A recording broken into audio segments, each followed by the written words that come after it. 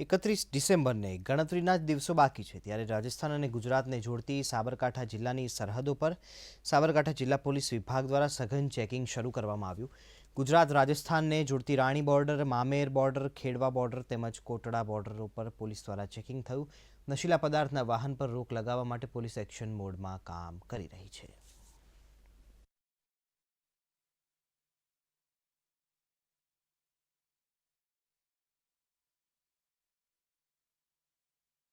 આગામી 31 ડિસેમ્બર અનુસંધાને મહેરબાન ડીજીપી સાહેબનાઓની સ્પેશિયલ ડ્રાઈવ હોય જે અનુસંધાને સાબરકાંઠા પોલીસ અધિક્ષક સાહેબનાઓએ જિલ્લામાં તમામ ચેકપોસ્ટો કાર્યરત કરી સાથે એસઆરપી અને લોકલ પોલીસ મળી આવતા જતાં તમામ વાહનોનું ખૂબ જ સઘન ચેકિંગ ચાલી રહ્યું છે। આવતા જતાં વાહન ચાલકોને બ્રેથ એનાલાઇઝરથી ચેક કરી કોઈ ડ્રિંક્સ કરીને વાહન ન ચલાવે તે માટે પણ ખાસ તકેદારી રાખવામાં આવેલ છે।